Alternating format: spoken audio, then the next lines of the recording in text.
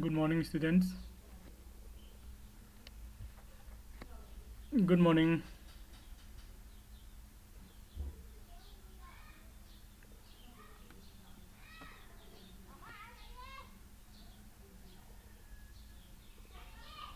Okay. Sizing honorable, ma'am.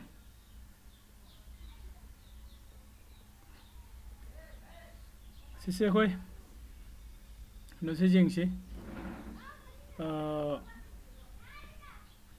Fraction ga percentage ga. Haidi fraction se na karino. Aduga fraction dagi khoi percentage da kamai ontho kani. Aduga percentage dagi amuk khoi fraction da kamai no ontho kadagi haibda. Adi matang di jingsi ko. Khoi na fraction ama haibase ko si fraction namane. Ko sisu fraction how the masen makai ko sigi mayai thangwa fraction se jingsi 1 2 3 4 5 6 ko id sigi laiba ano se figure se system magi portion kya thong khai doi taruk thong khai doi ko portion ama natra portion ani natra portion ahum natra portion ko mari portion manga hai ba sigi tong tong portion jing se koina fraction haina kogani ko ani subasida sumujingo ko si mapum ma bol mapum lai lai ma se saruk mari mari thongna khaidoi basing se khoina fraction haina kogani ko ado sigi kano se fraction se kamaina khoina number da represent tawdino haido jengmina se ko fraction se khoina number da kamai toraga represent tawbona se jengsi ko okay next slide ta khojingsi sida laiba fraction ani se magi loriba sang sim manai ga no manade have so I would you say that two fractions represented by the model are equivalent ko sida laiba so toriba no fraction ani se manai or manade do haibu ngambra haibni ba ko koi ngamba yai ngamdaba sai good morning abecha adudi koi jingsi sagi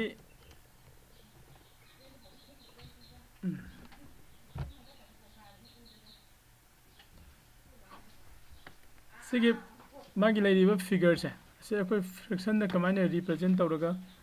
so tawgadoino aduga se koina manai manade kamane haiba ngamgadoino haibado ado koi jingminasi tare ka yama learning outcomes is the review equivalent fraction manaba fraction is karino fraction as percentage fraction se kone percentage the command it hoktu no aduga percentage as fraction ko percentage the labor kano se kona fraction the command ige dino have like fraction se consider equivalent fraction se kone manaba fraction ne lawe karma matam the when they have the same value ko even when their numerator and the denominator are different ko ukhogi value se samanaba value de lairaba ko magi numerator and denominator se different oirega su ko amka halake fraction ama haiba se ekoni fraction se ekona kagum matam da equivalent fraction ni haiba fraction ani natraga ahum natraga mari natraga more than two fractions se ekona sometimes equivalent fraction ni hai karamba matamda kamani equivalent fraction orino haragade magi value do same value leiba ko same value leiba deko same value leiba even when magi laiba fraction dugi numerator and denominator se different orega su magi value se same value oiba matamda hoi hariba fraction ja koina same fraction ja equivalent fraction ne khangne ko deko examples the jingmina se koi ko take a number that can be multiplied or divided to the both the numerator and denominator of the first fraction ko yo ahanba fraction se sida sab manaba number amana mathak su makha su multiply to deko ahanba fraction sida mathak su makha su animak sida divide to means mathaki numerator 2 se sidasu into 2 na divide tawba multiply tauba denominator 6 hai sidasu 2 na multiply tauba adu oregadi 2 2 ja 4 and 2 6 ja 12 ka adu hariba si fraction ani karam fraction 2 by 6 hai siga 4 by 12 hai siga ani sa manaba fraction oigani yani ka 2 by 6 ka kanaga managa doba 4 by 12 ka ni se manaba fraction oigani hai ka. Since the resulting fractions match the second fraction, it means that like 2 by 6 and the 4 by 12 are equivalent fraction. So I need to manage fraction again. I'm going to repeat it. Munatasi. Sige 2 by 6 and the labor fractions. We call get 2 by 6 and the labor fractions. 2 na multiply to 4 by 12 time. 4 by 12 time. Adu regadi. Sige 2 by 6 hariba fraction siga 4 by 12 siga managani. Nakana maromdana sige 2 by 6 se koi sidagi pick halagadi 1 by 3 taroidra tagani ko. So so 4 by 12 sisu akoina pick halagadi magi standard form de iragadi kya tagani 2 by 6 tagani kona na 1 by 3 tarani 4 na 12 ta ka di 4 3 ja 12 lagi ko adi Sigi conversion 2 by 3 is 1 by 2 by 6 1 by 3 haina convert over yai adu sisu 1 by 3 and convert over aduna sigi 2 by 6 hai asiga laiba sigi 4 by 12 siga sa manaba fraction oigani ko hayang si yang example se jeng si to find equivalent fraction multiply or divide both the numerators and the denominator by the same number ka akon equivalent fraction sima kona thidoko matam dana mathak su makha su multiply tok thokpa natragana divide tawba same number amana ka example 2 by 8 hai base maga manaba se 2 by 8 se koina mathak su makha su 2 na multiply loina tawragadi 4 by 16 type aduna 2 ga 8 ka 2 by 8 siga 4 by 16 ga simana hai duni eko atopa madana no atopa madana 2 by 8 se sisida kanana 2 sina divide tok thwe mathak sima ka su loin eko 2 by 8 sida 2 sina mathak sima ka su loin divide tawre ado khate 1 by 4 type eko jan tariko aduna masagi 2 by 8 sine the 4 by 16 sine adu 1 by 4 sine hariba fraction ohum se akoina sorry equivalent fraction hare khangnagani ani ko amko mahlamge akoina equivalent fraction ama puthoke harigadi lairemiba fraction do aduda magi ko common loiba highest factor adi common factor amana divide tok thokpa ka natragana manaba number amana multiply tok thokpa yani ka manaba number amana multiply tok thokpa da phangai ba region do hanagi fraction du gi equivalent oidini natragana lairamiba fraction du koina manaba number amana numerator su denominator su divide tawragadi phangai ba fraction 1 by 4 do akhoi kano oige doini मतलब हाने की fraction तो का मानना पड़ेगा तो equivalent fraction से ज्ञान तारने का okay next any fraction can be written as a percentage by finding its equivalent that has a denominator of 100 है कई है ना any fraction number any fraction number can be written as a percentage oini ithoko yaiba by finding its equivalent that has the denominator ko magi no say equivalent that has the denominator ko ado example da jing se percent have ne per 100 have ne amount in is 100 ko id magi sang the percentage have the means percent sen id kanogi loni asida harame se 100 have ne aduga percent have se per 100 have ko samanai aduga per 100 have di nangi leiram amount do amount amase akoina 100 haidi 100 to ina parakwa yako adudi jengsi next slide to writing fraction as percentage akoina fraction nama ko percentage sa kamaina uthok tuino habne ko sida leiba ka mari ni natra square mari lei hairibe square mari se pullaga kanom oin square amoirame yako the square mari je soina square ama se soina machine mari huna khaidoi si akone fraction da kamane represent tauge hai kanda sida color tawri sa asi khatang ge represent tauge de 1/4 haibidi saruk mari sigi manungda ama haibine kaiguma sida ina ka ani loksin ge haradi ko number da kona represent taw matamda 2/4 ane represent tawani yako ado hojiki ko example ge oina 1/4 haibidi ka mari sigi manungda ama haibine 1/4 se koi percentage to onthok si hai percentage to onthok se gadi sigi ka mari se si koi 100 to onthok si ka masa 100 ta ko aludi ka masa amamam sida ka masa kya la ani 25 la ani ko 25 for ja 100 ne si ka sida 25 la ani si ka sida 25 la ani si ka sida 25 sida 25 ya ko sida drawing the toys fine si masa sida 25 square lai re sida su 25 square lai re sida su 25 square lai re adugo sida su 25 square lai adon ngasai 1/4 haram bado ko ngasai ka am kha oringi da 1/ haram bani oidi lairami ba ka dugi magi square si manungda square masa kya lai 25 square la abni na 25/100 haram ko apun masina 100 ni dare ko aduga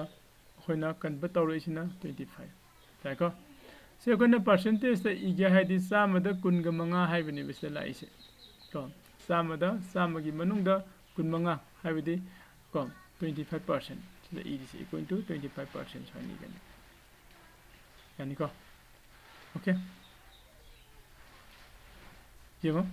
makhada e is kari haram reaction split the squares into form 100 squares ko sida pyramid by square se ko si akoina hana mari khatang ontho base 100 ki 100 square do ontho hoban 100 square do ontho gadi ko si 100 la ko matamda square amamam da 25 la ani ko count the number of shaded part aduga sigi shaded tawriba part se sigi manung de leiriba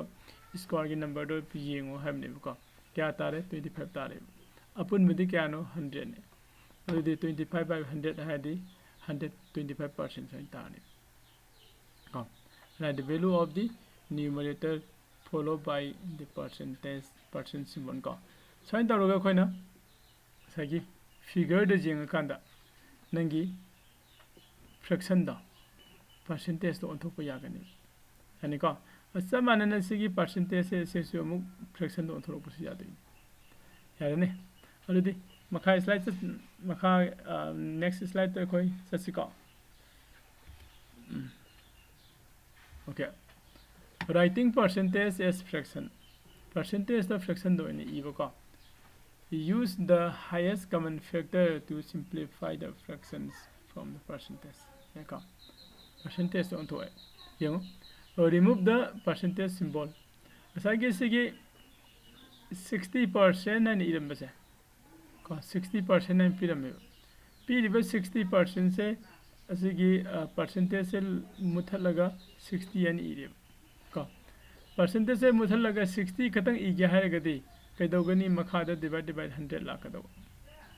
amutanga hange ko 60% and pyramid se nangna percentage hariba symbol se logthoke mase remove tawroge haragadi if we want to remove the percentage symbol ka sidagi from 60% ka 60% sidagi nangna percentage hariba symbol se logthokrage haragadi 60 khata iduni natra adudi 60 khatang swan ibadi yade kramamong di igani 60/100 and igani isam na kanda 60% se ko 6/60/100 lai sig manai yara bro amuka halamge munataw 60% haiba se equal to 60/100 siga manai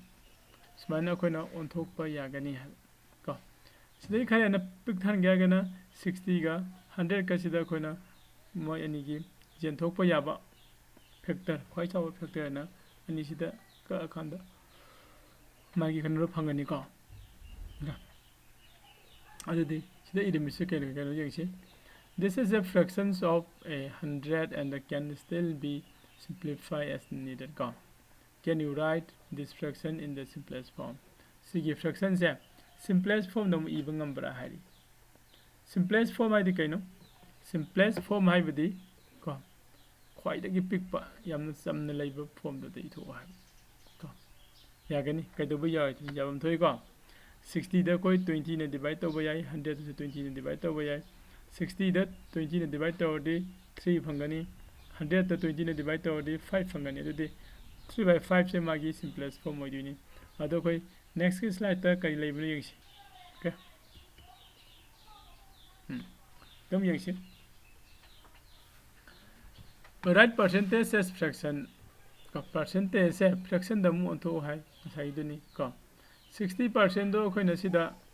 60 by 100 and onto khare equal to simplest form as ne kari oi dino ko adi find the highest common factors of 60 and 100 ko 100 ka 60 ga ani sigi highest common factor khwai dai chaw common factor do putho ba han ko 60 की common factor में हम ले 1 ले 2 ले 3 ले 4 ले 5 ले 6 ले 10 ले 12 ले 15 20 30 and 60 have the common factor have the kaino the common factor singa tang thong gi factor number amagi factor have the kaino kanda 60 sida divide to boya ba number sing du ne ma gi factor oi du chi chume ko this the ma gi factor loin le same 100 ki su factor me am i tho so 100 te divide to boya ba number me am the paring i thoi ko sigi marak sida khwaidagi chawba factor common su oiba ko ani mak te jawba means common oiba means ani mak te jawba factor sida 60 da 20 jawre 100 da su 20 jawre eko 100 da su 20 jawre aduga 60 da su 20 jawre adu regadi sida yawriba 20 se ani mak sida jawba factor oiduni ba khwaidai su chawba sida ne chawba da sida 30 jawe ko 100 da yawdre 60 jawi 100 ta jawda 20 se 60 se jawi 100 se jawi ka se koina common loy factor haina khangna gani highest common factor id ICF haina koina puthok pudo ICF ko highest common factor se koi khangdo o han budo ko 60 ga 100 ka adugi matung da hariba highest common factor do aduna denominator oriba ko 100 ta su aduga numerator oriba 60 ta su divide to the 60 na 20 divide to the 3 phangani 100 to 20 na divide to the 5 phangani ko so na koina sigi piriba 60 by 100 ai sigi simplest form ko simplest form khwai de samba form se kana no hare gadi mawong se kana no hare gadi 3 by 5 sin oirani yara bro yara ko okay adu de khoi mathang mu jing asi makhata ba हेरनी को percentage तगी fraction दो थोको जे हेरनी को video जे हंजन हंजन दम Django हेटर जो को खंगकनी next practice ने write the following fraction as a percentage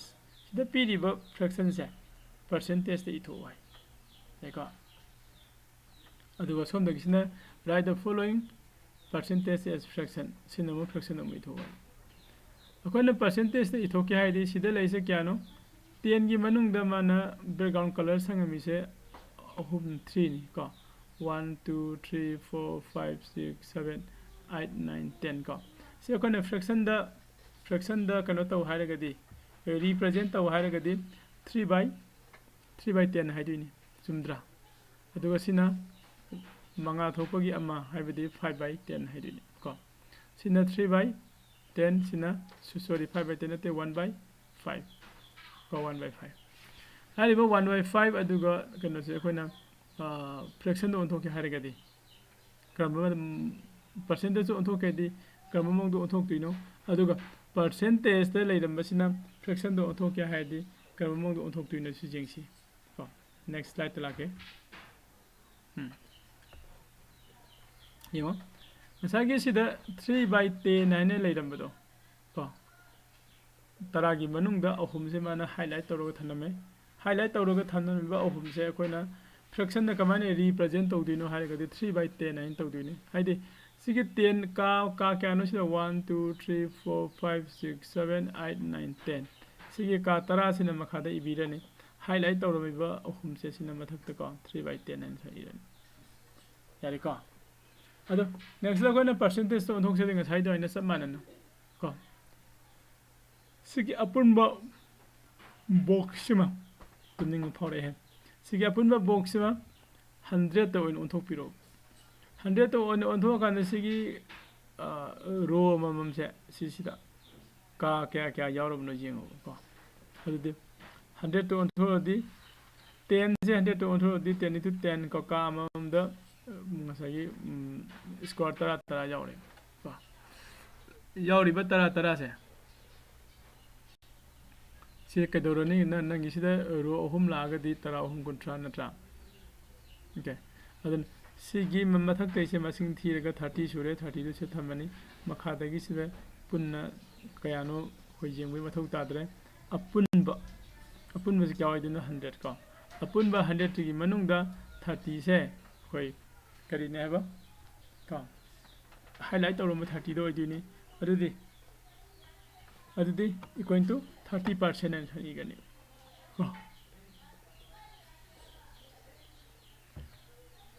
यानी का अदुदी मखा मु यंगसी मसागी अमा मंगा अदे 5 लेबदो जब कनोम लेरे सर्कल से के पोर्शन से मंगा थोना खाइदे मंगादा अमा हाईलाइट तौरमे मरी लेहौरेबा सिदा लेहौरिबा कनो से अखोना ओथोक के हारदि परसेंटेज ता देखो परसेंटेज तो ओन के हारदि मागी फ्रैक्शन ओन लेरिबा 1/5 से लेदनी 1/5 सिदा इनटू 20 ना मल्टीप्लाई तौसिले करिगिनो 20 ना मल्टीप्लाई तौसिले सियो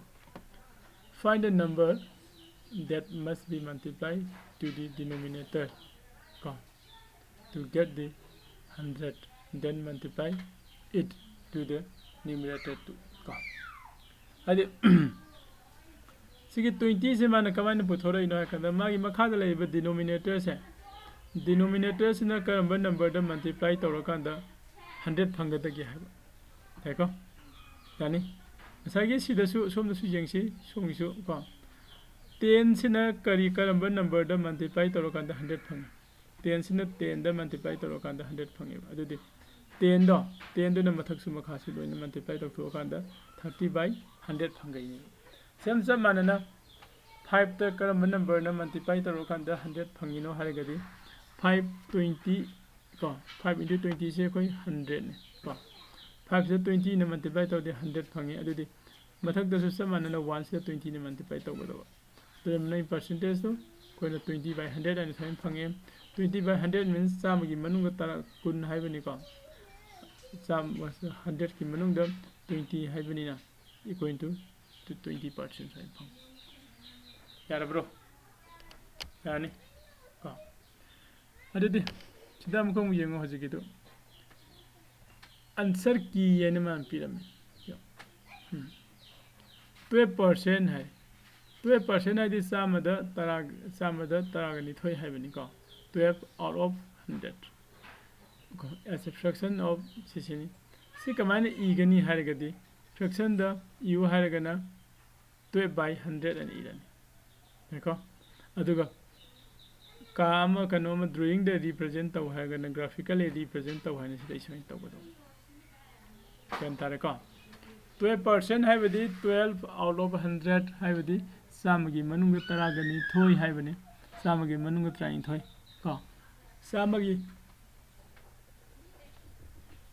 मनुंग तरागनी थोई ऐसा अखोइना फ्रैक्शन द रिप्रेजेंट तौ गया हगना 12/100 अदुगा ग्राफिकली रिप्रेजेंट तौ गया गना सिदा लेरिबसे हाइदि स्क्वायर द अखोइना स्क्वायर 100 स्क्वायर खाइदोनी 100 स्क्वायर की मनुंग द 12 से हाईलाइट तौ थो सी 12 से नंगी सिगी 12/100 है 12 से दो देखो अदु 15% है दी 15% है दी का इन सिंपलेस्ट फॉर्म 15% से मागी सिंपलेस्ट फॉर्म द पुथो मो है जिंग से 15% हाइरगदी 15 out of 100 हाइबदी चामगी मनुंगदा तरागा मंगा हाइबनी तरेको चामगी मनुंगदा तरागा मंगा ओके चामगी मनुंगदा तरा मंगा अदुदी 15 by 100 हाइबो कनो से हाइबनीना 15 by 100 सुरनी चामगी मनुंगदा तरा मंगा हाइबनीना 15 by 100 सोइन ला देखो सिदा कोइना अनि सिगी असागी 100 दसु 15 दसु जेनथोपो याबा ख्वाइदगी चावबा माई कमन फैक्टर थीरनी को अनिमक द कमन लॉइबा फैक्टर अमा हाइबे फैक्टर दो खैना 5 फंगे आइदे 5 से 15 दसु डिवाइड तब याई 100 दसु डिवाइड तब याई सुमी को अतोपदी डिवाइड तब यारिब्रा यादरे यादरगदी सिगी 5 सिना 100 दसु 15 दसु अनिमक सिदा डिवाइड तब रकांदा ख्वाइदगी पिक थब नंबर दो 3 by 20 से फंगा दो अदुदि सोमना 12 सिदी 12 by 100 सिदी कोई simplest form the iramba yadabra yai 12 by 100 se koina simplest form the isi hairagadi ba yata ani sidadi 4 na ani mak divide to yabra yai 4 3 ja 12 oidini mathak 3 le ani makha dadi 425 ja ka 100 oidini adudi 3 by 25 ta dini simplest form puthoi yanta ani ka 12 की 12 by 100 से simplest form पुथो harem दे अदु पुथो गदी तागदोइने the simplest form कमाइने पुथो करे कोइ ममांगी slide सिंग जेंगरे अदु हजि हजि के लेइबे सिदा नगी simplest form से पुथो के हागदी 15 by 100 से simplest form पुथो के रे 15 गा 100 के common factor highest common factor तो पुथो कनी हाइदिबा कॉमन फैक्टर दो अदुना अनिमक द न्यूमरेटर सु डिनोमिनेटर सु अनिमक डिवाइड तगनी डिवाइड तौर मतुंगदा फंगप नंबर दो अदुना मागी कनो अगेदो को सिंपलेस्ट फॉर्म अगेदो साइन तौरगा को कोइना फ्रैक्शन गा परसेंटेज का को फ्रैक्शन दगी परसेंटेज द कमाइना कन्वर्ट तौबा अदुगा परसेंटेज दगी फ्रैक्शन दना कमाइ प्रोजेक्ट मकन खोगी कन्वर्ट तौगे तो ओथो ओनजिन तौबदो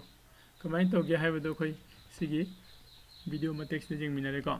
ज्ञान ताद्रगा जो हंजन हंजन जेंगो कनागुमना ज्ञान सुंदर ताबा ngमद्रगना आइगोमदा फोन तौरगा हंगपुसे को अदु असिगिदि को सादे लोसिमगे को अदुगा नेक्स्ट की वीडियो मंगा मिनसी मथंगी वीडियो दसु सिगुम्बा यामना